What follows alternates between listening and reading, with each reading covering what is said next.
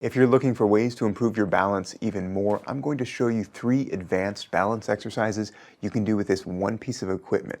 In today's video, we're going to be focusing on some more advanced moves, so it may not be for everyone, so be sure to get checked out by your doctor and have someone nearby to help you as you need. Today, I'm going to be using a balance board, which is about $20 on Amazon, and it's a great way to work on advanced balance training at home, just like we would in the clinic. Just be sure to find one here with a non-slip top like this one has, because we don't want anyone to fall. I like how this one also has the grip on the bottom, so you can use this comfortably on hard floors or on carpeted floors. I'll link to the one that I'm using in the description below. Okay, when you first position your balance board, make sure you have a chair or a countertop available for support. And what I like to do is position this so that it goes front and back. You'll see this thing can balance front and back, or if you face it this way, it goes side to side. Let's focus on front and back, because what I'll have you do is stand up with one foot and then meet the other foot so that you're nice and upright and tall in a safe position. To get your bearings here, as you feel out the balance board, you can feel it rocking front and back. That's a great little warm-up exercise to this, so you can get your sea legs, as we say, you get your bearings here on this balance board. But the real exercise, the advanced exercise, is a partial or a mini squat on the balance board. So with your feet about shoulder width apart, standing upright, tall and balanced, you can perform a small bend in your knees and then stand back up nice and tall. This partial squat is something we can do with a chair or a countertop for support. And we want to work through something like this for maybe 10 to 12 repetitions, take a little break, and then do another 10 to 12 repetitions. As you work through some of these squats, you may find that you're only able to perform 8 to 10 of these at a time. That's totally fine. Your legs will feel very shaky after doing these squats on a balance board, so be prepared to modify the number that you're doing and only do so much that you feel comfortable and safe to perform. Also, as you're doing these partial squats, make sure that you take a moment to rebalance yourself. We don't need to perform 10 squats just to get 10 squats with poor form. We want you to focus on keeping your back nice and straight, leading with your butt out, allowing your knees to bend, but not to go inward like that. We want to keep really nice form, and so that may mean that you need to slow down as you do some of these.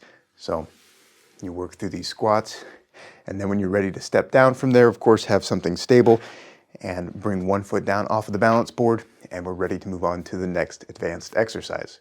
Hey, can you do me a favor? If you're finding this video to be helpful, can you give it a like below? The whole point of this video is to help you make progress towards your goals. And if your goal is to improve your balance, let me know by balancing your finger right over that like button and giving it a click. Okay, now let's get to the next exercise. Okay, for the second exercise, I call this a side shifting. So the balance board is going to be going left and right. And to step on a balance board when it goes left and right, it's easiest if you just step on the one side so it meets the ground, and then bring your other foot up so that now you are balanced. Of course, have that chair ready and available. But like the first exercise, we just get our bearings going left and right. And that becomes the advanced exercise, because what my goal here is to shift left and right. I call this side shifting, but I don't necessarily want to tap the ground.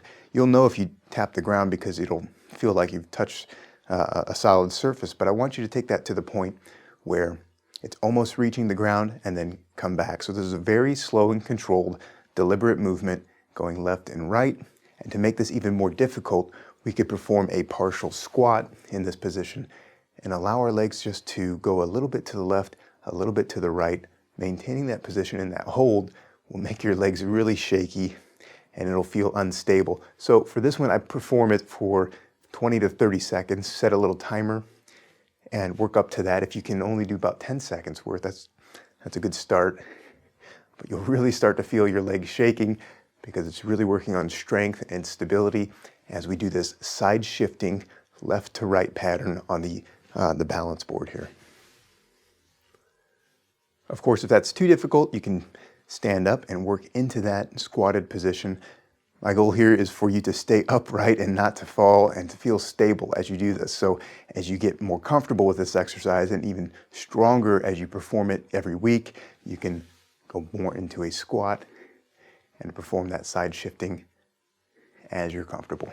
To get down from this exercise, of course, allow that balance board to reach the ground on one side, and then you can safely step down and move on to the next exercise. Okay, you'll find with the balance exercises that you can go left and right or front and back. And for this third exercise, we're going to focus again on the front and back movement because we're going to do a single leg stance. Now, the single leg stance in a grounded position is a challenging enough exercise for someone, but if you are moving to a more advanced exercise or you need some more advanced movements, doing it on the balance board is very difficult. So you'll step with one foot right in the center of that balance board and position yourself upright. Of course, that leg that is going to be raised in the air can quickly grab the ground if you need to. So have a chair and be ready to support yourself as you need, but this will be the hold for a single leg stance.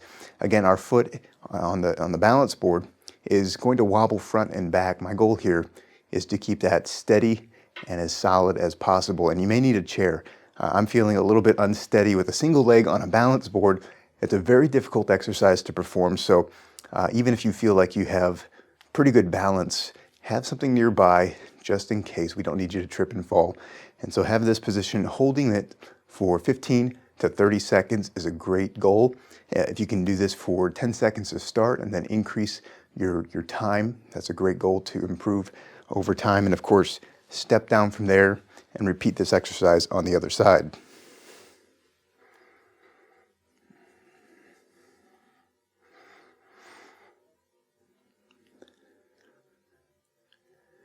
Try to find that level balance with your foot. If you find that you're pointing your toes further towards the ground most of the exercise, allow your body to shift backwards towards your heel so that your foot is a little bit more level. You also want to be able to have your knee bent slightly. We don't want to lock it out. Have your knee bent slightly so you can adjust to modify your position as this board will inevitably rock back and forth. Of course, your goal here is to maintain your upright posture. This is more of a dynamic exercise, so as static as we are trying to be right now, as still as we want to be, the balance board is really doing a lot of work to keep us moving, and that makes it more dynamic as we work through recontrolling or regaining our stability in this single leg stance.